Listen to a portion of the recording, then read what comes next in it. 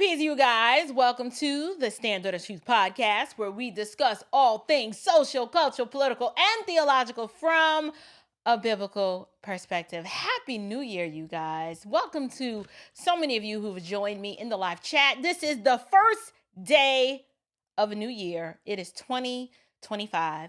And as happy as I am to be in the land of the living, unfortunately, I am covering a story that is not as happy and joyful. And it's something that I wanted to talk about because what a way to end 2024 and then to begin 2025. Welcome to so many of you who have joined us, whether you're watching us on Facebook or YouTube or Twitter, known as X. I'm still not comfortable calling it X, but whatever.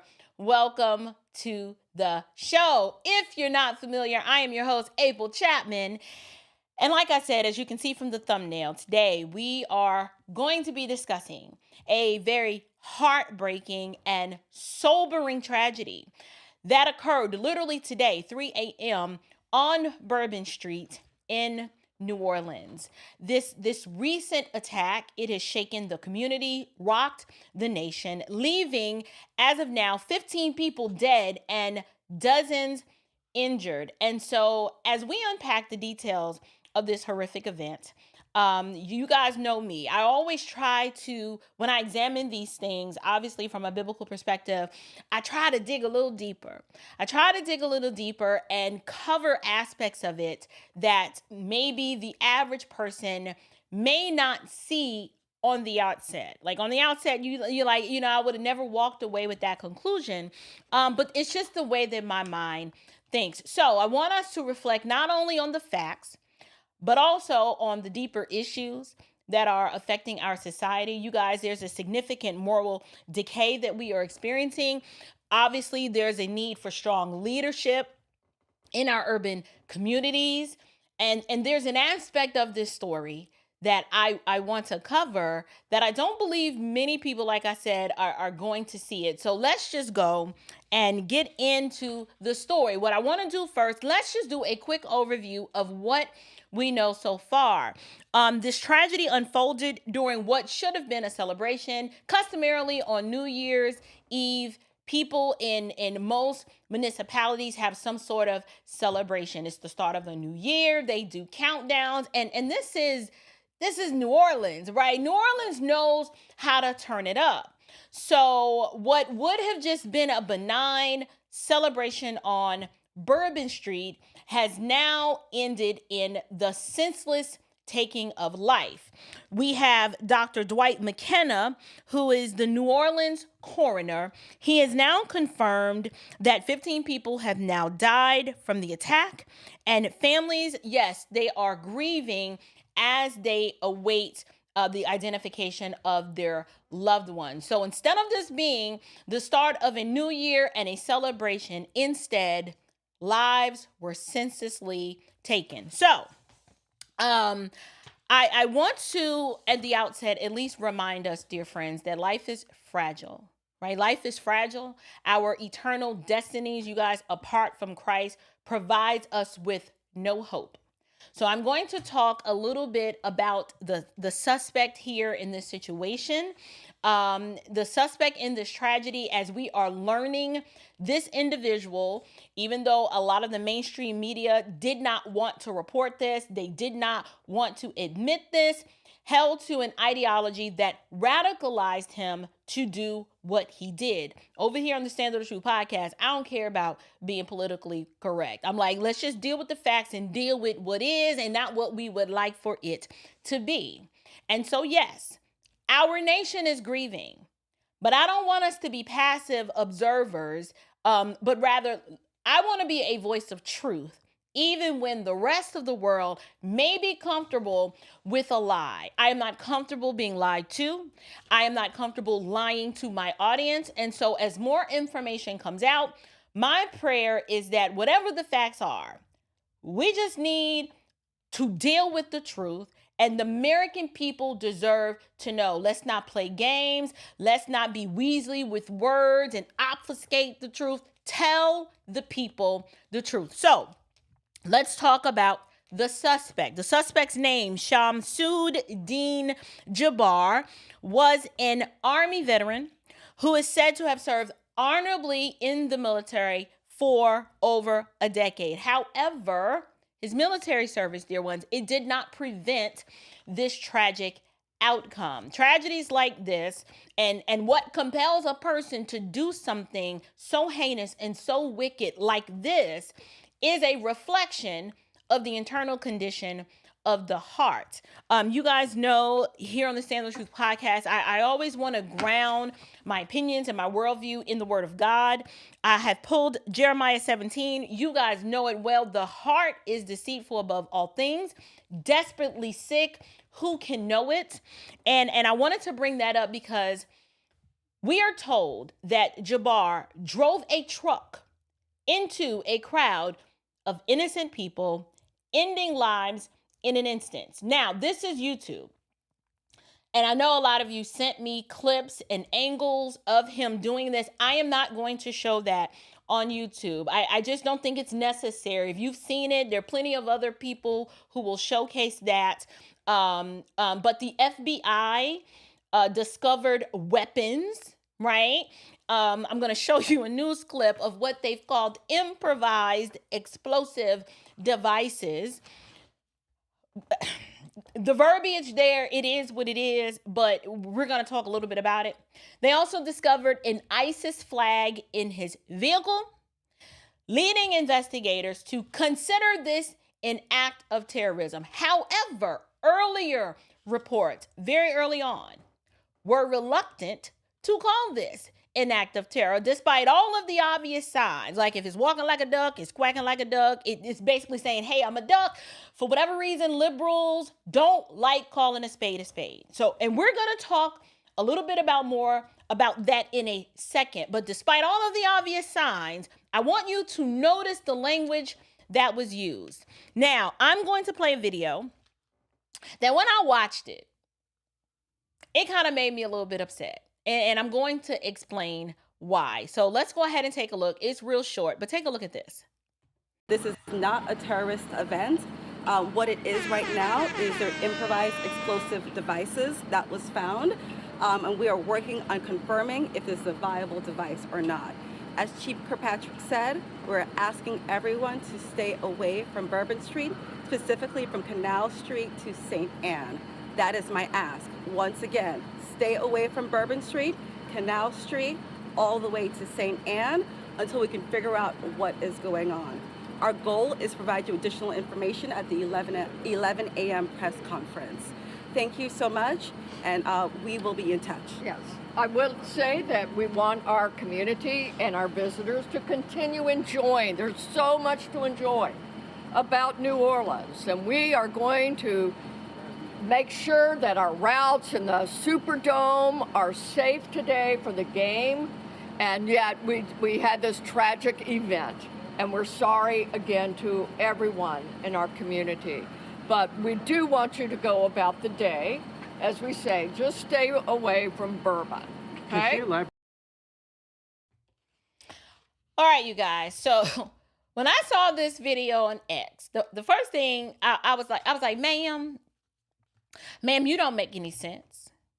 How can you claim this is not a terrorist attack and then in the next breath say that improvised explosive devices were found, but that's not terrorism?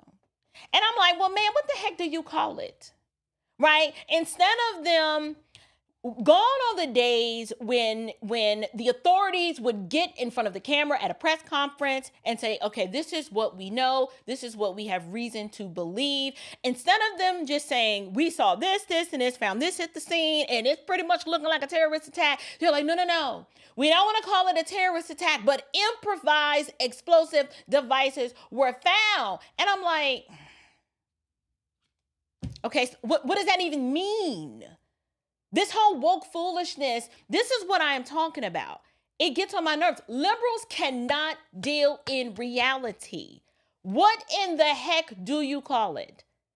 This is the woke foolishness. They can't deal in reality. They don't want to deal in truth. So they play stupid little word games like this to provide cover for the progressive and wicked policies that their administration is always pushing. If there's a situation that involves a person that happens to be of either a religion or an orientation or of an ethnicity that doesn't fit the narrative, they can't just call a spade a spade. They got to be real Weasley with words and call it something else. My thing is, why is the FBI doing past interference for the Biden administration? How stupid does this woman sound saying, oh no, this is not an act of terror, even though explosive devices were found and they already knew it was an act of terror? What else do you call it? On top of that, you have this ISIS flag. I'm sorry. I don't own an ISIS flag. I don't roll around with ISIS flags in my truck. You know, you ain't gonna find one in my purse. Like, oh, well, look at this. How did this get here? That does not happen. These are telltale signs that there's something else at play here.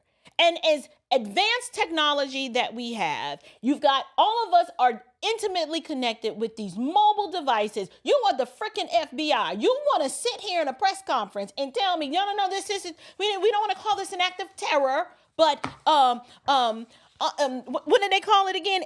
Improvised explosive devices were found.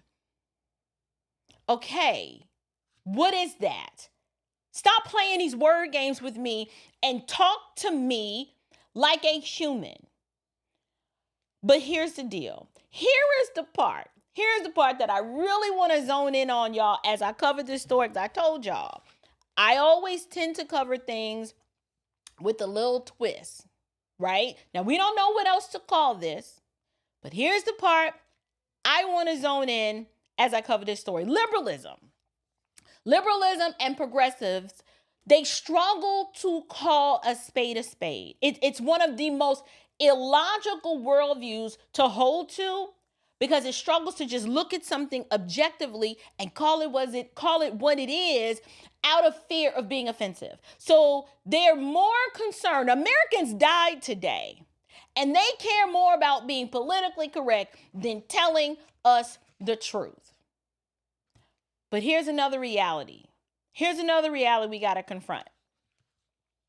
New Orleans is a major city, and what I've noticed is that in major municipalities like this that tend to be run by liberals, there is always a lack of proactive leadership and proactive intervention in these urban epicenters, and it often creates a vacuum where chaos thrives.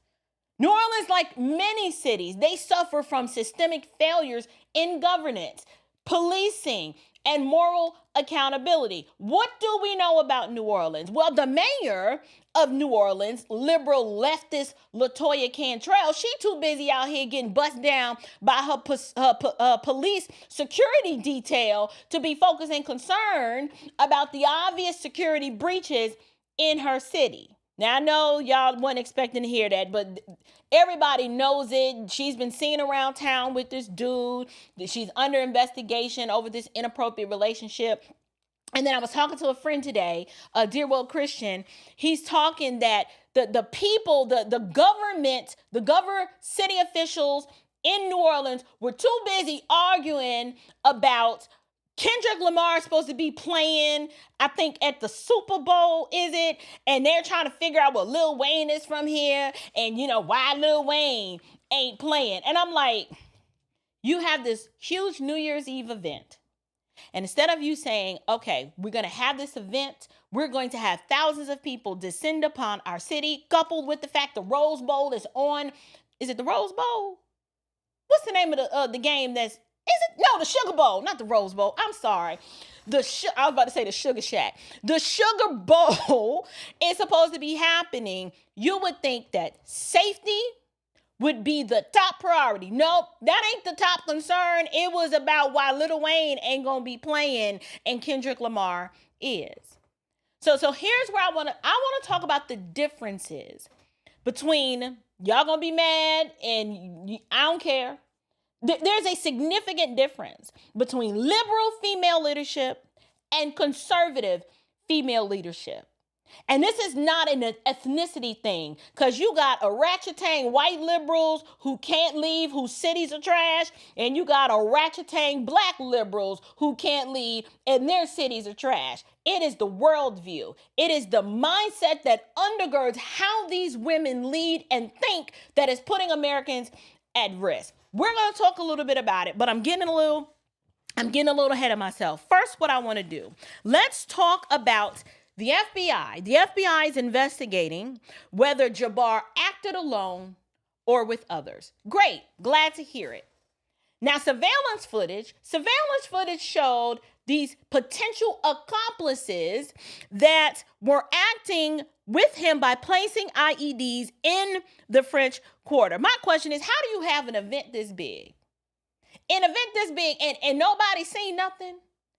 Where are all of the resources on the ground who's supposed to have their head on the swivel that would have noticed something strange about Habib over there? I don't know.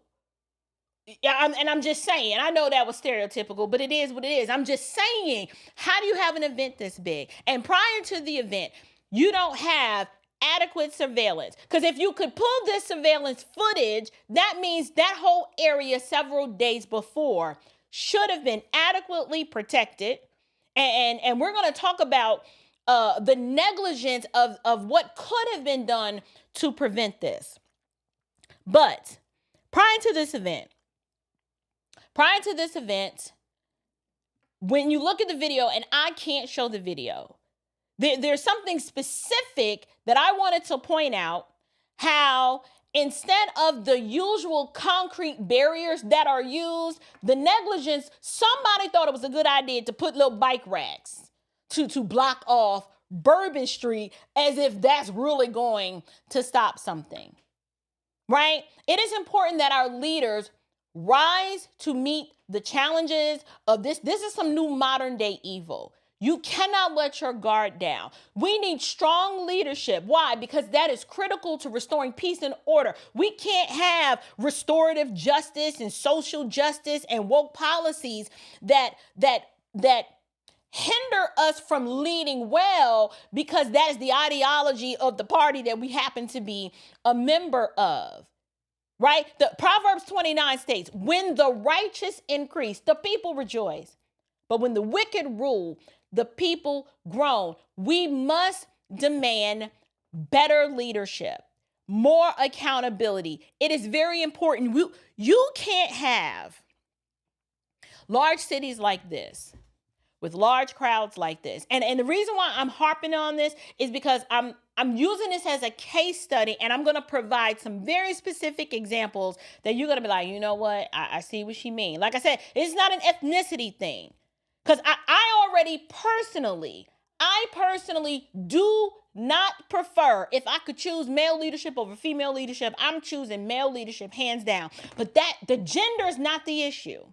It is the ideology. Because we have examples, like I said, of prominent females that are conservative, that lead, and these lapses in judgment and the worldview that undergirds them is vastly different than on the progressive side. So we got to demand better leadership. Why? You can't restore law and order if we don't have leadership in our cities who prioritize justice, who protect the innocent, and who uphold righteousness. I'm sorry. Y'all can call me a misandrist, but I don't care. Women have blind spots. It's how God created us. Not all. But what I am saying is overwhelmingly, because women have blind spots, if you're going to be a female leader, you need to call in the subject matter experts who can see the blind spots and the deficiencies that you have and then submit to their suggestions. That's what I'm saying. How about, I'm going to include myself in this discussion, right? I am always saying men are always 8 steps ahead of women when it comes to safety. Men, y'all are analyzing the threat. Y'all are analyzing threats that haven't even happened yet because it's just how God wired you. Whereas on the other hand, women, we don't customarily think this way. For example, I wanted to go to the Stop the Steal rally on January 6th, 2020. What was that? 2021. Had friends who had planned it out and was like, yes, we're going to go. And I was like, yay, we're going to go. And Robert was like, no, you ain't. No, you're not going. And I'm like, well, I can't go to the rally. He's like, first of all, you're going to be in D.C. It is a highly volatile time. I can't go, so you ain't going. You have no firearm on you. Donald Trump has already asked for the National Guard. And who is the mayor of D.C.? I'm like, Muriel Bowser. He like, you ain't going.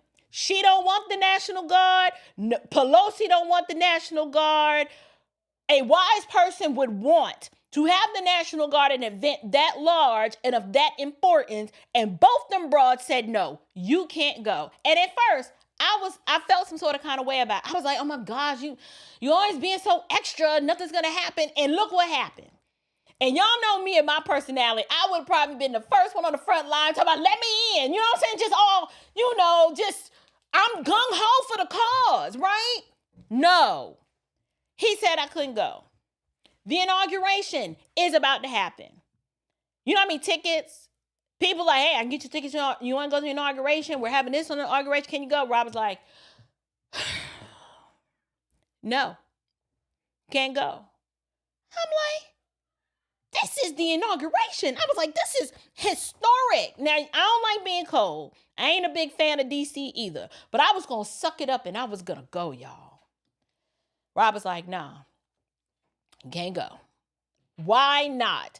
Once again, we've been here before. I'm so oblivious to the safety concerns. I'm like, well, surely they're going to be, and it's going to be adequate security there. You're overreacting just a bit, don't you think? He's like, well, I might be, but I just don't think it's a good idea. The Biden administration, they trying to do everything they can to just burn it all down. And I just don't think it's going to be safe. We can watch it here at the house. Fine. What is the point? The point I am making is that men are assessing threats 8 to 10 to 12 steps ahead of women all the time because they are commissioned with the God-honoring role of protecting. Women, we don't tend to think that way. We think with our feelings, it's going to be a great parade. Like everyone's going to be in town. It's going to be Bourbon Street. Folks going to be drinking. We'll just put the little bike rack up. A bike rack. Not the usual concrete barricade that would have normally blocked off that street. You can bust right through a bike rack. I bet your little buddy would have thought twice when he made that right turn on Bourbon Street. He like, oh, shoot, it's a darn concrete barricade. Don't think I'm going to get through there. And I'm not saying, I don't want to place all the blame and say this is LaToya Cantrell's fault. I am making a broader point. Move it aside from her. The point I am making is that when female leadership is in charge, when it comes to safety, you need to have some point men in your cabinet that you're like, all right, Jethro, what are your thoughts? We're having this event on New Year's Eve. How are you assessing this situation? What do you suggest we do to keep the people safe? And Jethro is going to tell you, I don't know why I picked Jethro. I don't know why that's Jethro's name, but go with it. Jethro's going to be like, well, in assessing the situation, I think we need to do a sweep at least 3 days before, and then 48 hours before, and then 24 hours before, and then the day of. We need a constant surveillance. We need some people in like command center keeping their head on a swivel. Get all of your armed police officers that you can, pay them real good, pay them overtime, get them there. And then what we gonna do? We gonna put the concrete barricades up. Matter of fact, ain't gonna be no through traffic down at the French Quarter, nowhere near Bourbon Street on that night. You want to go and you want to party, you got to be on foot. And then we might even put a bag size restriction. You can't get on Bourbon Street if your bag is bigger than X. And if it's bigger than X, it need to be see-through, or I don't know. I'm just, see, this off the top of my head. I'm just thinking ahead because I've gone to events of large sizes before, and because I'm not a friggin' liberal feminist, I care about the safety versus, well, we don't want people to feel offended and we don't want, no. You got to keep your people safe.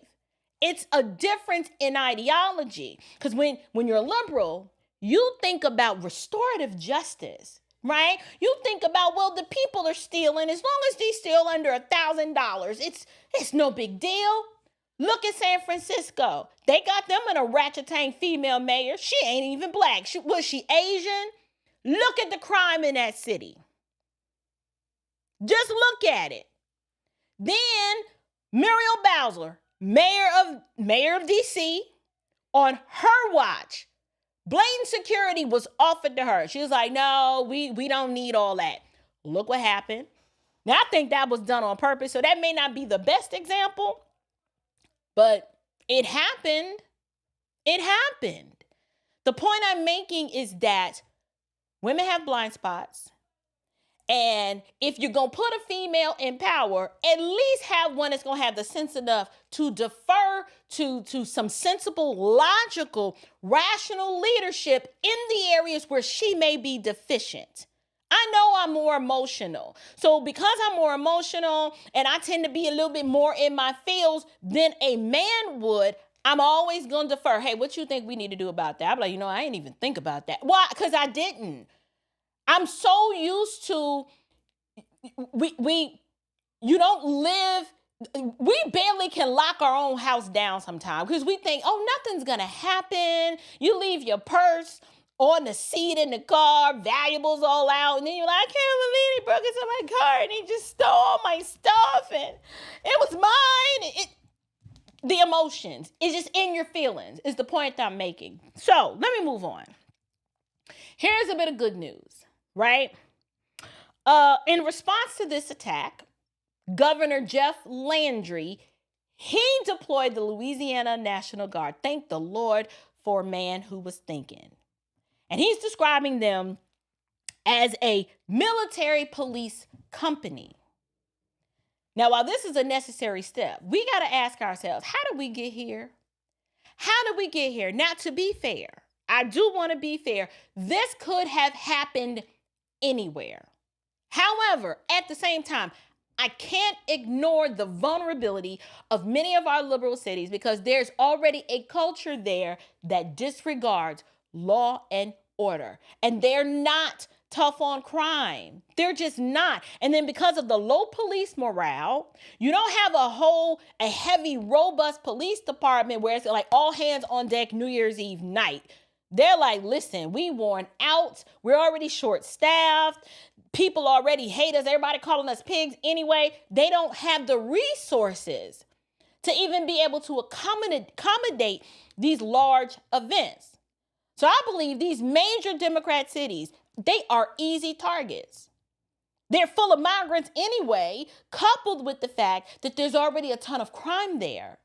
Violence and lawlessness already abound, so it's the perfect storm for something like this to happen. So let's go ahead and explore the broader implications, right? This tragedy, it also highlights the broader implications of terrorism. Keeping America safe has been a major problem since 9/11, and it's been a major concern since 9/11. Now, do I think America has taken liberties to encroach upon our privacy in the name of keeping us safe? Yes, I do. However, at the same time, we have to deal with the reality of the fact that we have enemies. America has made a lot of enemies, especially lately with us trying to export all of our freak, nasty sexual perversion and anti-human flourishing policies to the rest of the world. There's a whole lot of people that don't like us right now. And so therefore, there are broader implications of terrorism that have to be addressed. So the FBI, they are investigating Jabbar's ties to ISIS, a known terrorist group. And there are reports that pro-ISIS media outlets called for attacks on New Year's Eve. That's verified. And not only that, my thing is, if he had an ISIS flag with him in the car, I know some might say, well, that could just be a coincidence. And I'm like, really? Really though? I'm like, stop it. Stop providing cover and playing these silly word games. Stop trying to, in the name of empathy and compassion. And we just love everybody. Yes, we love everybody, but you got to be wise as a serpent and harmless as a dove. There are people in this country who, unfortunately, Joe Biden just opened up the floodgates and let them come in who wish to do harm to Americans. Now, I'm not saying that's this guy's situation because he's been here already. He served in the military. There's another issue going on. He probably one of them sleeper cells. But yes, many of them, these individuals who wish to cause us harm, are tied to radical Islam. There, I said it. Bookmark it, put a footnote, do whatever you got to do. But it needs to be said, and it needs to be said out loud. So, dear ones, as Christians, we gotta learn to live in the reality of what is.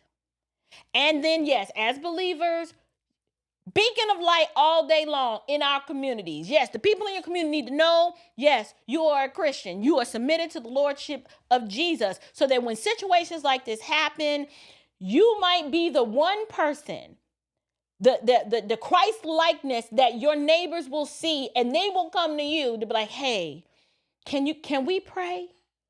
Pray for these victims. Let us pray for their families. Pray that God, the God of all comfort, will bring peace to their hearts and draw them closer to himself. Y'all, life is fleeting. And when situations like this happen, it makes you, put you into a spirit of gratitude and thankfulness.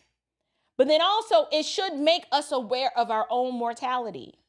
Like in the twinkling of an eye, you could be here today and gone tomorrow. I can guarantee you those people who went to that parade, they're like, we're just bringing in the new year. They did not think that some gentleman who had wickedness and hatred in his heart would just take a vehicle and decide to plow into them, and then with working with other accomplices, they didn't even get a chance to possibly blow the whole thing up.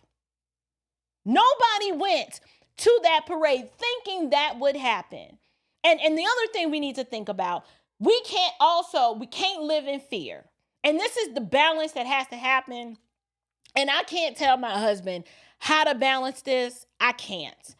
Particularly men, sometimes we can be so focused on trying to keep us safe that you also overcorrect and then end up living in fear. We got to figure out how to balance that, understanding that God is sovereign and you've taken all the precautions that you can, but you got to trust him with the rest.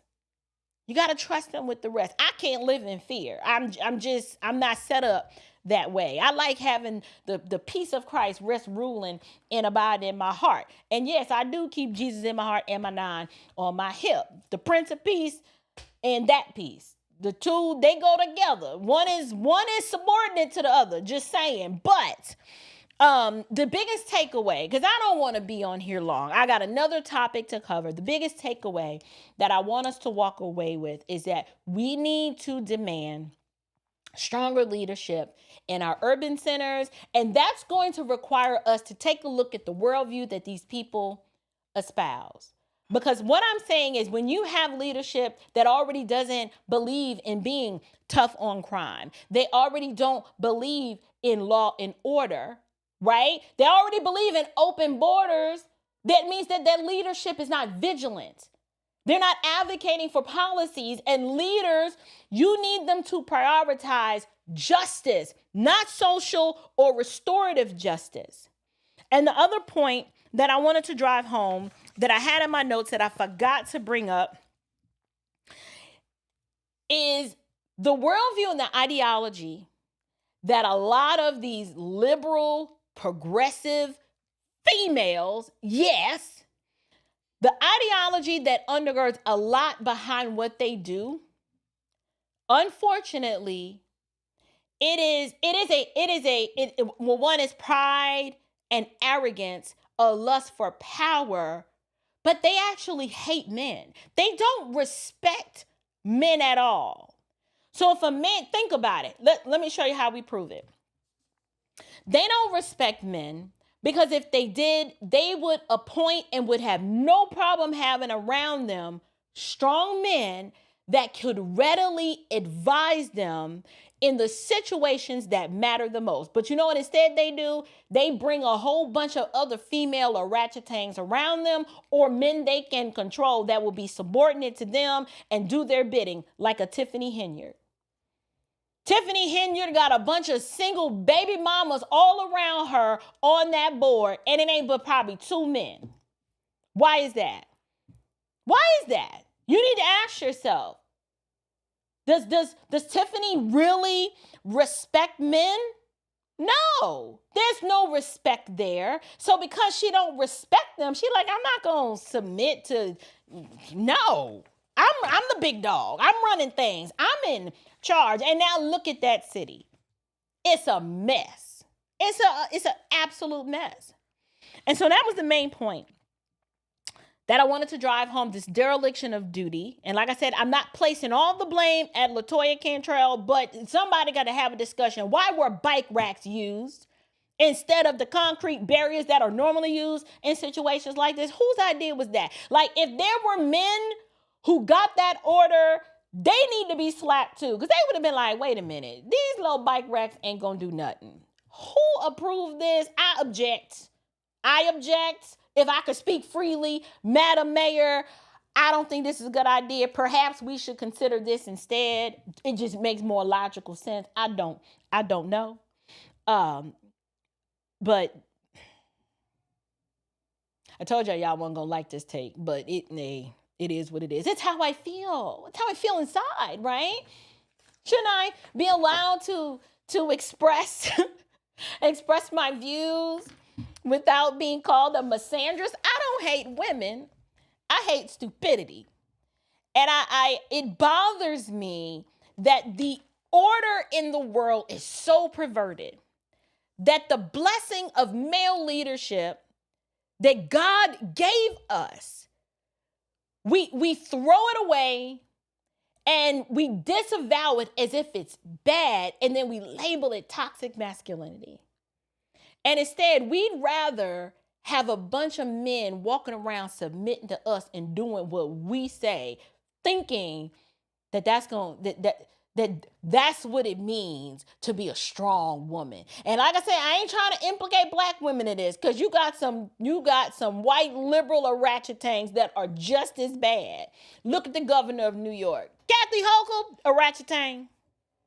She an orangutan if I ever met one. Just destroyed that state.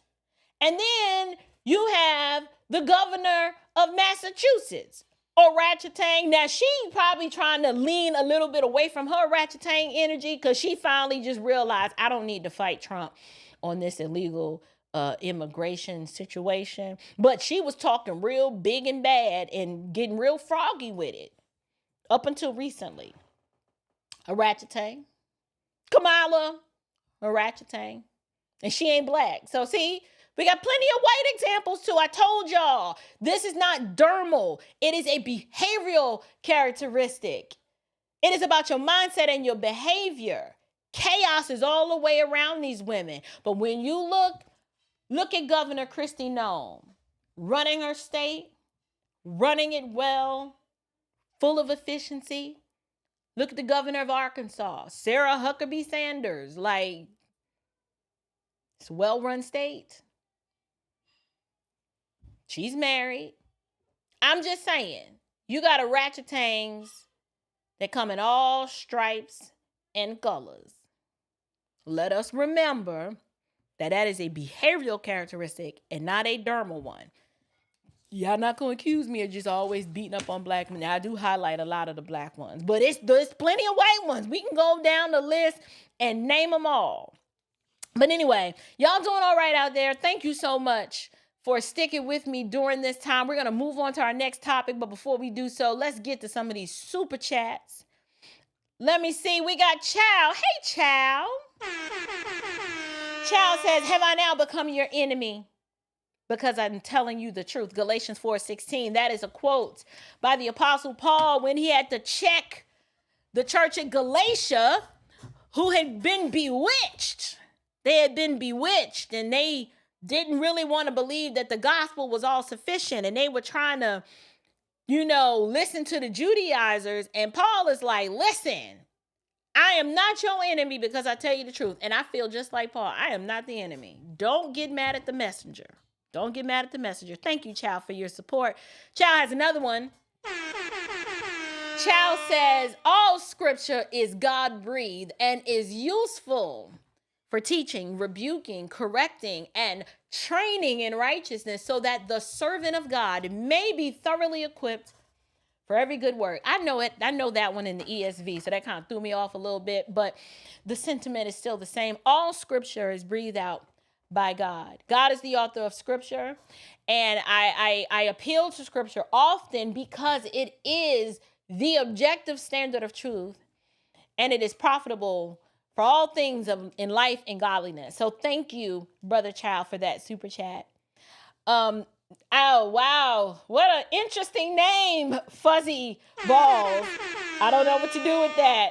Maybe something wrong with where I was thinking, but prayers. Prayers for all the wounded and deceased. As I have gotten older, I stay away from those types of events. Lots of alcohol and satanic spirits in the air. I ask myself, what would Jesus do? Certainly not partying on Bourbon Street. Fuzzy, listen, I'm with you. In my younger years, I probably would have been trying to find something to get into, but listen, I don't think I was awake when the new year came in. I was asleep and then woke up, and it was right at midnight. My daughter came in, and then I'm fighting too hard to get rest. I could stay up late. Don't get me wrong. That's not what I'm saying. It's just, I don't know. It was something I just wasn't motivated to stay up last night, but I'm with you. I stay away from large crowds these days because it's just not safe. It's just not safe. Brother Derek, good to see you. Haven't seen you in a month of Sundays. Brother Derek says security has been weakened for a while. Most people don't remember 9/11, and half of the conservatives believe it was an inside job. This needs to change. Terrorism is real. People hate America. Amen, Brother Derek. I agree. And you know what it is? Americans are so used to living in our little bubble that we don't really understand how much other countries hate us and then why. Because it's one thing to say, oh, they hate Americans, but the question is, do you know why? A lot of us don't know why. I can tell you why. And recently I am learning more and more as to why they hate us. I would argue they hate us. The hatred for America really tipped up when Barack Obama came into office. And I know y'all not gonna like this, and it had nothing to do with his ethnicity. It had to do with worldview and ideology. The Barack Obama he came on the scene and he had all of us fooled. Like he took all of us just got fooled. Where everybody was fooled except the elites. They knew who he was. But when he gets in and claimed to be this way, and then starts pushing policies all the way this way, it was like, oh.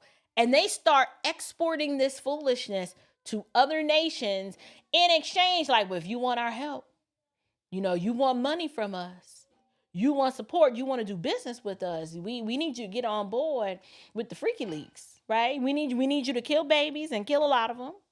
We need you to let the LGBT agenda come in and take over your nation. And especially these African nations were like, say what now? No, we don't. No, thank you. We don't do that over here. Right? A lot of that was happening. But we had a lot of enemies. And it is important for national security to be prioritized. But how do you prioritize national security when you're spending more time trying to transition those in the military than to recruit? Right? To recruit actual individuals who you can turn into soldiers, who will be lean, mean, fighting machines. Like, why are we talking about you coming to the military so you can live your best life as a woman when you was born a man versus, do you know how to operate this weapon? You know, are we going to put you in combat? Like, I don't want anybody like that in combat. You're confused. You're not sure whether you were born in the right body. So I'm going to love you enough to say the military ain't for you. We want to get you some help. We want to get you some biblical counseling so you can parse through and understand that you were made in the image of God. But the military, no, they ain't where you're supposed to be. I'm just saying. But thank you, Brother Derek. I agree. Hey, Brother Lamont, how are you?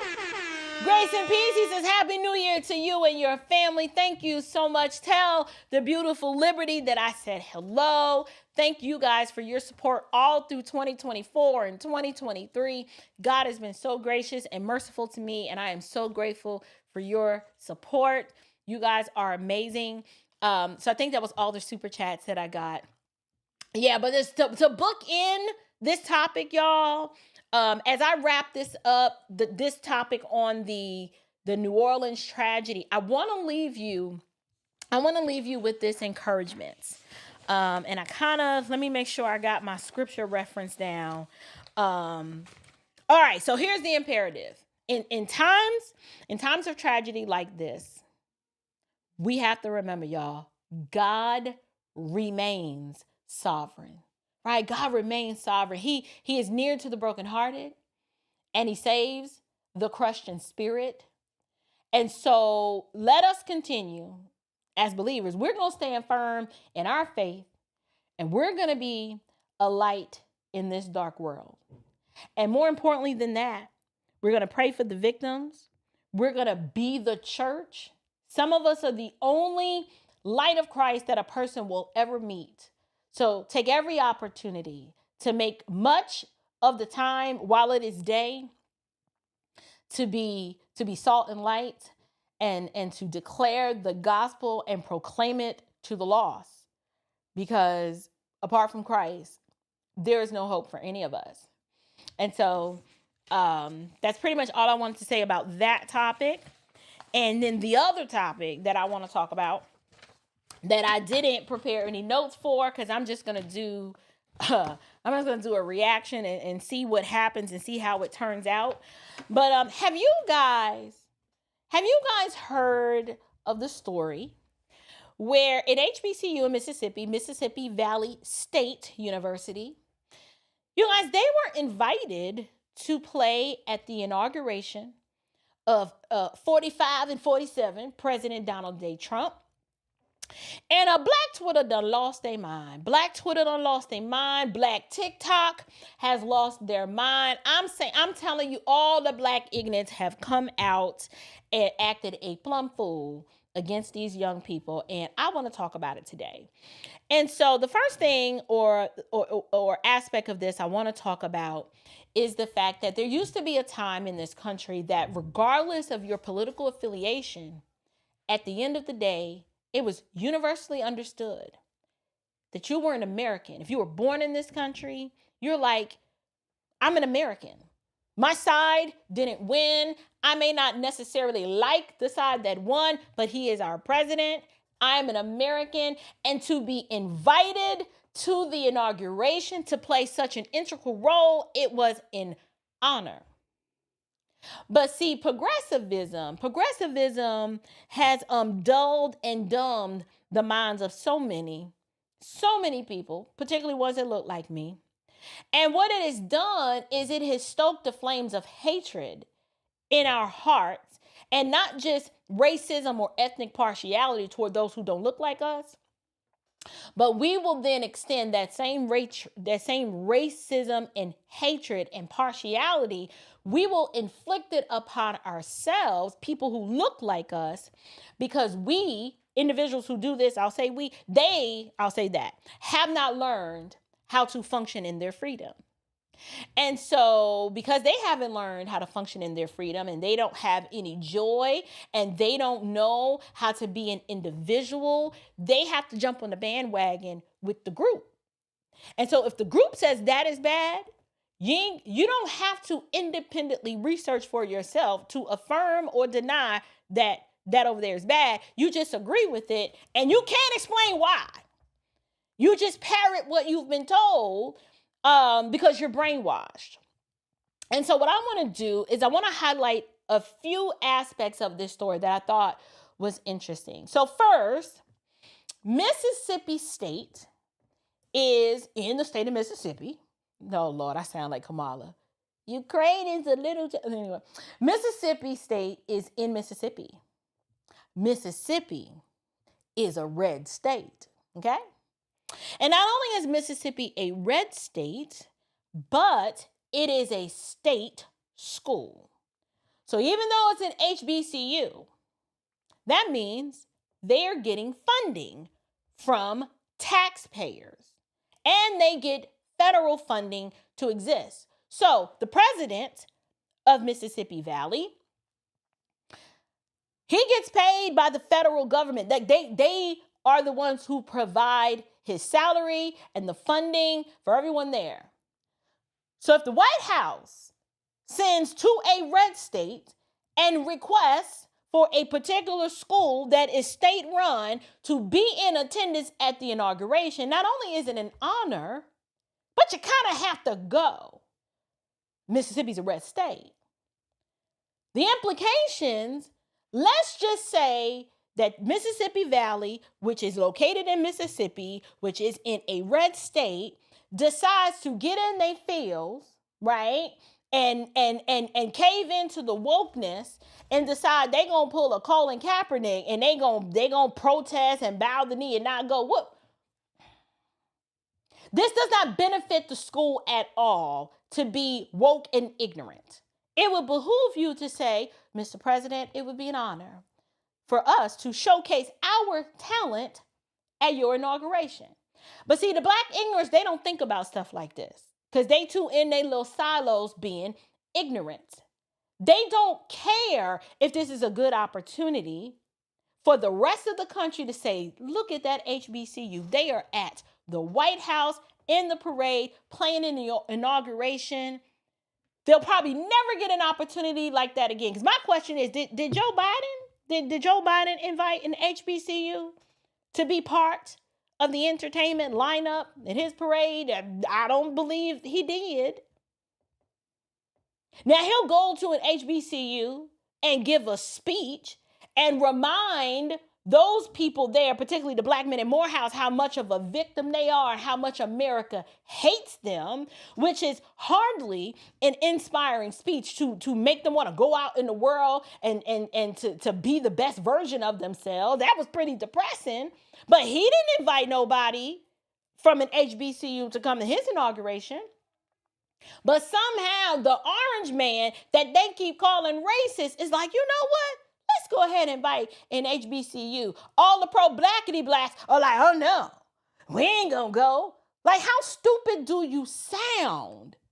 How stupid do you sound? How is this a bad thing? If the man was racist, he wouldn't have gave two thoughts about inviting these young people, but he did. And this is why I'm of the opinion, I ain't gonna like this, but I'm like, you keep trying to extend an olive branch to these people. You keep trying to extend an olive branch to these people, and all they want to do is hate you. Now, granted, I am learning that you can't control how other people see you. You just do the right thing, and you treat them the way they're supposed to be treated, regardless of how they treat you. But in my flesh, I'll be like... My flesh be like, I ain't doing it no more. Because every time I try, all they can do is spit in my face. Just ungrateful. So I'd like to say this. I think it's a wonderful thing that they were invited. I think because this country is just as much their country as it is everyone else, they should absolutely be included. Let me explain to you why. Mississippi's a red state. It is run overwhelmingly in in some areas it is not, but it's a red state. And if you think about the black men who shed their blood to fight for their freedom, to free blacks, African slaves from the hand of Democrat tyranny. If I were a student at Mississippi Valley, I'd be like, I'm absolutely going because this is my country because we fought for it. One of my ancestors, Lord willing, somewhere fought in the Union Army and rightfully fought for my freedom. So I'm going.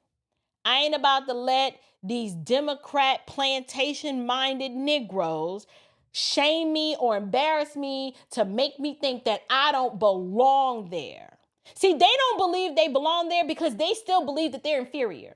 They still love to be on the plantation begging and cozying up to their oppressor, the master. But see, the blacks who know how to function in their freedom, we see no problem with it. We like, well, that's right. They should be there. Rightfully so. Y'all go ahead and play.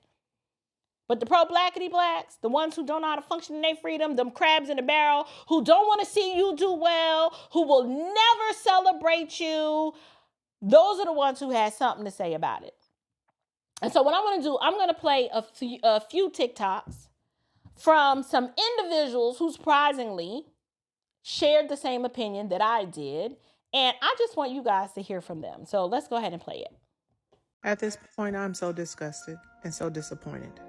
And this is something serious. Usually I'm funny. Usually I'm trying to be hilarious. But right now, this is coming from my heart.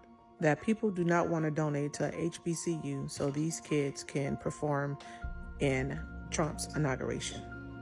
What is wrong? This is an opportunity for black kids to show their talents and to perform for a president that loves them as much as he loves everyone else. And here are some of my black folks that are protesting this because they're asking people to donate so they can get to where they need to be. You're mad when you're not invited to the table, but now they're pulling up a seat for you to sit at the table and you're still mad. No matter what this man does, and the man I'm talking about is Donald J. Trump, no matter what he does, y'all gonna still call him a racist. Why? When you look back through all the years of him supporting Jesse Jackson, Al Sharpton, and everybody else, you still call him a racist. Whatever the media did and programmed y'all to make y'all think that this man is racist, y'all need to erase that. Get it out your mind. Okay? Please. The hate that you guys have for Trump is going to hinder these black students for performing at something that will give them great exposure to the world, and y'all still don't care. Y'all can donate to Kamala millions of dollars, and she gave it to celebrities that already had millions of dollars, but y'all won't give it to these kids so they can go perform and show their talent. Shame on you. At this point, I don't got nothing else to say. But this world is messed up. Messed up. She brings up a very valid point. People would donate to Kamala Harris, who didn't even have the decency at her own HBCU to come out the night she lost the election and show her face to all those students who had came there in support of her. But y'all are mad because Donald Trump invites an HBCU and you mad because they might actually accept and go. Something is so wrong. And you know what it is? Y'all know it's the wrongshousness in these people's hearts. It is just pure hatred, which comes from the evil one. It's evil. It is hatred in your heart. How are you that miserable that you can hate a person based on somebody told you to hate them, based on false narratives, that there is too much information out here and he has done too much to prove himself that I am not the person that you think I am, but listen. The perpetual condemnation of America has to stop. It's mostly millennials and Gen Zs and then really old baby boomers who cannot let the past go. They can't let it go, so they've been taught and told by Democrats to hold America in a perpetual state of condemnation, not even realizing that the things that they're condemning were Democrat policies and Democrat oppression. Yet they stay on the side of the Democrats, loving their oppressor. Won't vote for nobody else, even if you pay them to. Will give Kamala all their money, watch that woman blow their money like it was she was just making it rain. The DNC right now is bleeding for cash, all because of how irresponsible she is. She was so irresponsible, don't nobody want to donate to Democrats now. And you're mad because Mississippi Valley got invited to Trump's inauguration, so it don't bother you that they keep your communities poor, uneducated, full of crime. That don't bother you. You mad that a band got invited to a parade, and because it's for Donald Trump, you outraged. Make this make sense. Why you don't get outraged that Democrats don't let you have school choice? Why they don't seem to bother you and enrage you enough to take your raggedy tail behind down to your local congressman or congresswoman to say, if you don't vote for school choice, we coming for them seats. Or if you don't vote the closest daggone border that is overwhelmingly harming us, we're coming for those seats. Why that don't outrage you? You outraged that a band was invited to go play the inauguration, but the things that truly matter, we can't get you to be mad about it one single bit. The illegals coming in, taking your black jobs, yeah, I said it, driving the cost of housing up. We can't get you to be outraged about that. We can't even get you to be outraged about Taquayshawn terrorizing your neighborhood, breaking in your car, shooting up, terrorizing, and just causing all kind of unrighteous hell where you live. But you mad about this. Make it make sense. We can't get you to be mad and outraged that Kamala chose to have a whole bunch of whores and thugs at a rally celebrating debauchery. You ain't mad about that, though. No, that was fine. Something wrong. Y'all backwards. You need Jesus. You need the light of Christ shown in your heart to be like, this is a darkened way to think. That we're not mad about the things that we should be mad about, but instead we're mad because a band got invited to play at the inauguration. And honestly, I believe it's because you've never assimilated and viewed yourself as part of this country because you ain't earned it. You didn't earn it. You don't know the history of your forefathers and what they went through to earn the seat at this table. So because you didn't earn it and it was just given to you, this is why you still whine and cry about reparations. How about when we gonna get out, when y'all cutting the check? The check's already cut. Your ancestors squandered it or didn't even accept it. So you missed it. Now you got to find your way or make a way on your own. That's what you got to do. So there's one more clip I want to show you. And this lady, she says it way better than I ever could. She cooked on this one. Y'all take a look at this one. At this point, I'm so that one. Bitter, broken, traumatized, victimized, extraordinarily racist and lame, stuck in 2012 Black Twitter is harassing these Mississippi Valley University students. Is that what the school called? Hold on. Mississippi Valley State University, who have been invited to perform at the president's inauguration. Now, these same people who on Twitter and TikTok and wherever else mad, trying to bully and harass these young people out of having their moment, ain't never played nothing but with their own lives. They don't have skills, talents, or gifts. They can't play instruments. They probably didn't even make it to college. And if they do have a college degree, they're bitter about the fact that they have student loan debt and never rose to the top of whatever career they aspire to. They probably never even worked successfully in the career field that they studied when they were in college. Because if they were happy people, they would be happy for those kids. They would not be harassing them. They are acting just like the bitter brothers and sisters, cousins and classmates who are mad that you went off to college in the first place. who want to make you feel like you're missing out on something for being away at college as opposed to at their baby shower. Y'all, do not worry about these haters. I am happy for y'all. Congratulations. I am proud of you. You play an instrument. A lot of people can't play an instrument. You're going to be at the White House. A lot of people have never seen the White House. You might have the opportunity to meet the president. A lot of these people ain't even met the president of their own company, let alone of the United States of America. Don't let these people knock y'all off y'all square. There ain't nothing but the devil being as busy as the devil wants to be. Forget Black Twitter. I can't stand Black Twitter. They keep our people in bondage over there on Twitter. I like her. Ooh, she got some pretty skin. Anybody know who she is? Marshall, you sent that to me. She has some gorgeous skin. Listen, anyway, I like how she put it. She called them racist, lame, and stuck. I couldn't have put it better myself. Racist, lame, and stuck. You know what I noticed? So the issue is people were like, well, if they got invited, they ain't got the money to get up there. I ain't donating, and you donate, you stupid. I'm like, you know what? You so ignorant because, see, people like that will donate when Taquayshawn get locked up and he needs some money on his books. Oh, they will donate, do a title pawn to make sure Taquayshawn got the money that he needs to buy his little trinkets in prison. But now they ain't gonna donate to this. He locked up? Oh yeah, we'll get money. Taquayshawn like, hey,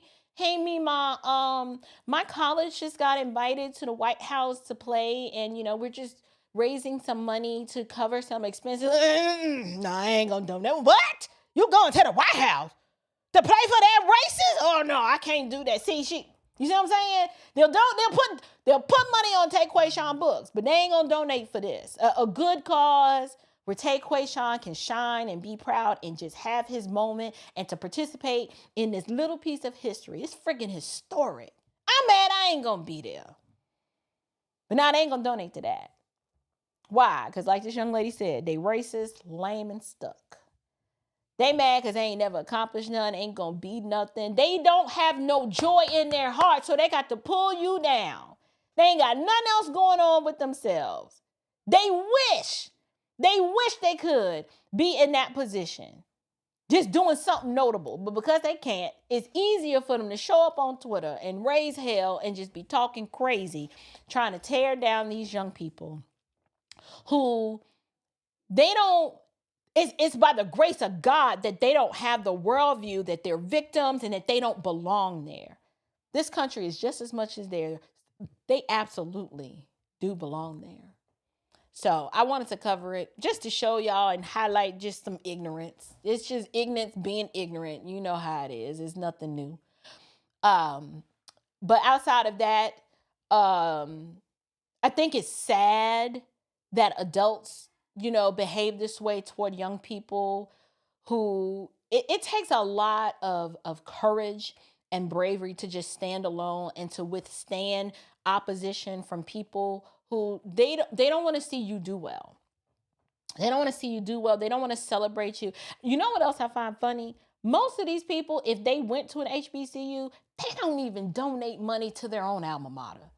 Like every year, annual giving is down. They're in a deficit. They don't donate money to their own school. So we don't expect you to donate money to Mississippi Valley because you don't even donate money to your own school. When you do, it'd be like $10. So whatever. This is why our endowments suffer. We don't have the endowments of like a Clemson or of a Furman or of a UVA or something like that. No, we don't support our own. Our institutions got to go to the White House and beg for funding because we don't. Oh, did I say that out loud? Oh, I sure did. Why is it that our institutions have to go? If you hated him that much, you should have turned down his money and said, no, we don't want your money. We will fund ourselves, but you won't even do that. You don't give money to your own institutions to keep them going. That's why you got schools like Morris Brown here in Atlanta, holding on by a thread. At one point they had lost their accreditation. Then I think they got it back and the enrollment is down.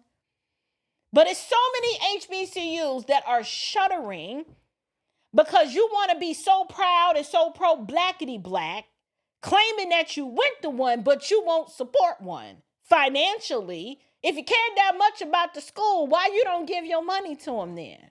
Why do they have to go to the federal government and beg for money? Why do they got to do that? Oh, I know. It's because it's easier to talk and run your mouth than to put your money where your mouth is. Oh, yeah. They know I'm right. Where's the lie? These HBCUs are struggling because people don't give. They just don't. Now, me personally, I don't give them my HBCU, and I'm going to tell you why. I don't give them my HBCU because they have so far removed from the school that I knew and the ideology. Like, I'm not going to give you money to pump out Marxists. I'm not doing that. I'm not giving you money to pump out Marxists. No, I'm not doing that. But see, these people are already Marxists and socialists. So I'm like, well, why aren't you supporting the Marxist socialist cause if, you know what I'm saying, give like that same energy? Now, I've given money to Hillsdale. At one point, it was not Hillsdale. What's the other one? They text me all the time. There's several institutions of higher learning that I affirm who they are and what they stand for. Oh, yeah, I'll give my money to them all day long. Because to me, it ain't about the ethnicity. It's about the worldview. It's Hillsdale. And then they text me all the time. What is the other one? I can't remember. Hold on. Hillsdale and... because I took their constitutional course. No, maybe it is just Hillsdale. It's Hillsdale. I've donated money. Sure have. So let's get to these super chats. Hey, A Critical Perspective. How are you? Henry says, sis, with the first mic drop of the year. Let's go. Dream Team 2025. You guys, that is my dear brother in the Lord, Hollywood Morris, from A Critical Perspective. I'm trying to get him to cover on his channel.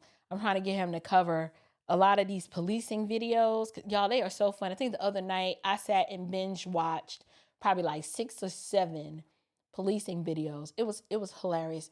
Bro, thank you so much for that super chat. I greatly appreciate it. Fuzzy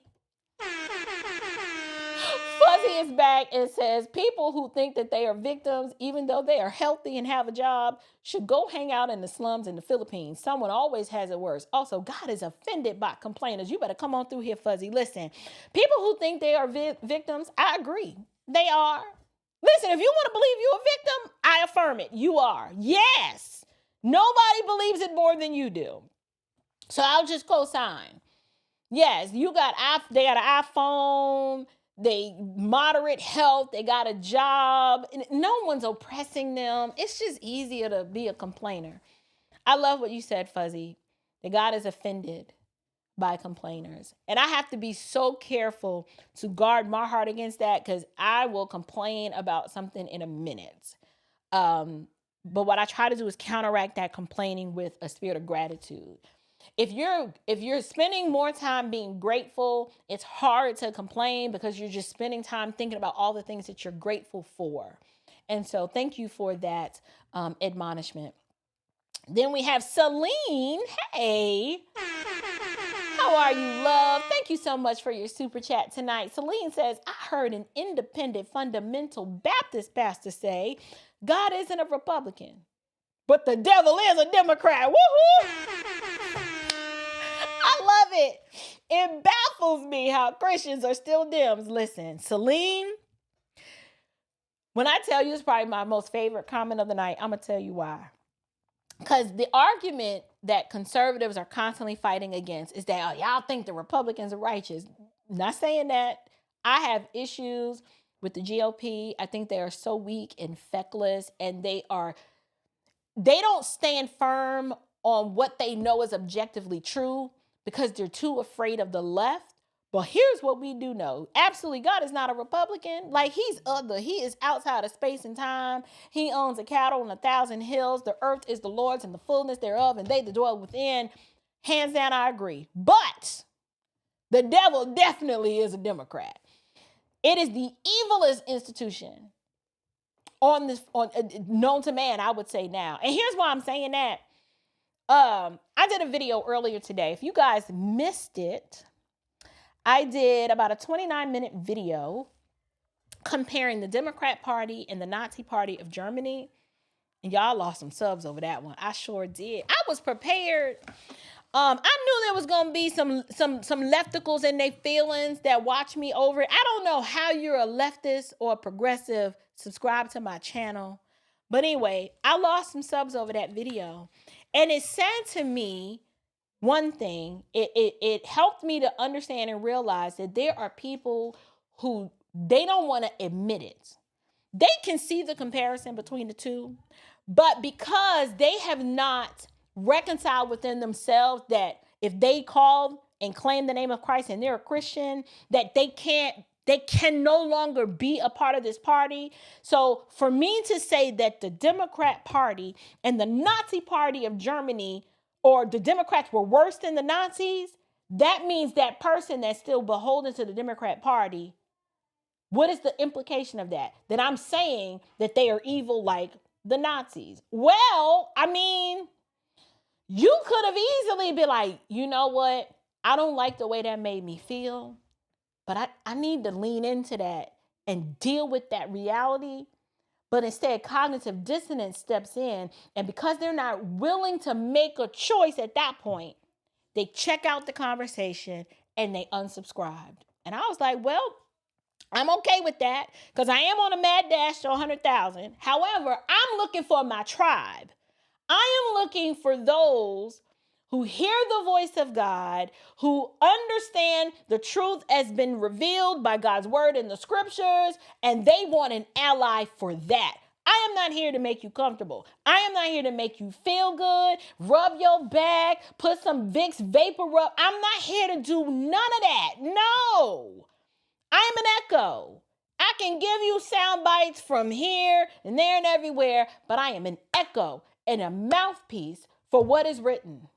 And if something is objectively true, I'm going to say what is objectively true. And you may not like it, but you need to swallow it and eat that thing. Yes, the Democrats. The Nazis learned from the Democrats. You may not like to hear that. Why? Because you probably just voted Democrat in this last election and you felt some sort of kind of way. But you know it's right.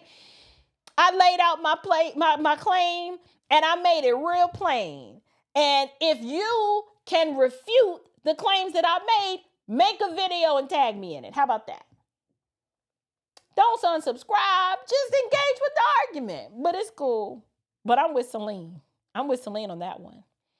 Fuzzy's back again. Thank you for your support tonight, Fuzzy. Fuzzy says something to be mad about. It's for every Bishop Patrick Wooden, there are at least 10 Jamal Bryans leading their parishioners astray. You know what? That does instill righteous indignation and anger in me. Fuzzy is right. The false teacher, as the scriptures tell us, serves a purpose. And there are many false teachers, and they come from among us. They come from within the church. They apostatize, and they lead people astray.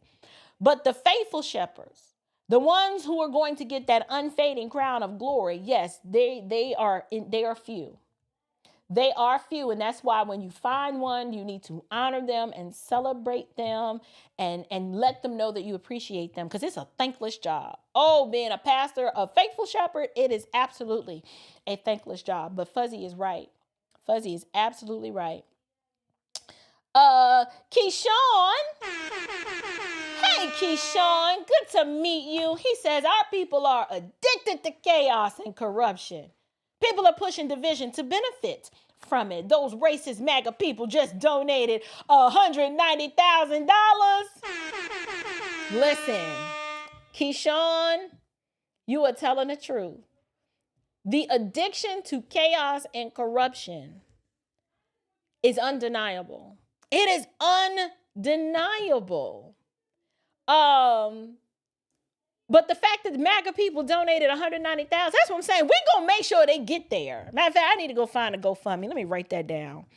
I'll go find their GoFundMe and make sure those young people get the send-off that they deserve so they can get there safely and make sure their meals are covered and all that good stuff like that. Because don't no band rock out like an HBCU band. And we need a little Lawry's at the inauguration parade. Don't y'all think? I think so. I think we need just a little bit of Lawry's. Just a little saison. A little accent, even though that's MSG, and I wouldn't suggest you eat that in real life, but I'm using it figuratively. We need some Lawry's. Let them have Lawry's at the inauguration. You got to call on the ones who know how to do it right. There's aspects of Black culture that I absolutely love. Now, I don't like Black American, African American culture, but I love Black culture. It's good to be Black. It's good to be white. It's good to be Indian. It's good to be however God made you. Whatever ethnicity you are, there are just some cultural distinctions that other ethnicities admire from afar, right? Like I will never be able to belly dance like some other ethnicities do. Like I ain't got it like that, okay? I just don't. We admire it from afar. But there are aspects of Black American culture that can't nobody do it like us. Like we just got some swag that other ethnicities be like, wow, that's friggin' incredible. That's amazing. Those are just God-given things that allow us to be an expression of his glory in the world. The good stuff, not the bad stuff in the twerking and the trash culture. I'm talking about the good things. Oh, it's so many. We just bring that Lawry's and then everybody wants a piece of it. Everybody wants a piece of it. So we're going to get some Lawry's at the inauguration. We're going to make sure they get it. Thank you, Keyshawn, for that super chat. Celine is back. Thank you so much for your support tonight, Celine. Celine says, what's so infuriating is that these liberals think that they think they are more virtuous than everyone else. I gave some choice words to a liberal trying to lecture my morality because I voted Trump. How dare they? Girl, listen, you better tell the truth. Don't back down from these people. You say what needs to be said, and they can't beat the argument. All they can do is attempt to castigate you, maybe use some ad hominems, call you some names, but they can't defeat the argument. But they do think the virtue is amazing to me. So the thing is, as a Christian, I recognize my sinfulness and I know my need for Christ is great. That's why I'm a believer. I know that there's no righteousness in and of myself. I know that apart from Christ, I was dead in my sin and my trespasses, and I was walking according to the pattern of this world, just like the rest of the sons of disobedience. But the worldview that undergirds liberalism is they do evil and they call evil good and good evil. That's what Satan does. That's abject perversion if I've ever seen it. And so you got to check them. Then you got to do it in love. You got to do it in love, but you got to check them. You got to check them. You got to have that righteous indignation. You got to have like that chain of whips, not the chain, the cord of whips, kind of like Jesus when he was giving the smackdown in the temple. Sometimes you got to get, you got to get a little sparky with it. But anyway, I told you I wasn't going to be on here long. It's been hour and 24 minutes. That's 24 minutes too long. So let me wrap it up by giving a few announcements. If you missed the video from earlier today on the comparison and the parallels between the Democrat Party and the Nazi Party of Germany, you're missing out. It is a treasure trove of information. I put some work in on that one. Y'all put some B-roll. Y'all know I don't normally use B-roll. I put some B-roll in that bad boy to drive that point home. So I need you to watch it, support it, share that video with your friends. I want to get some traction on it.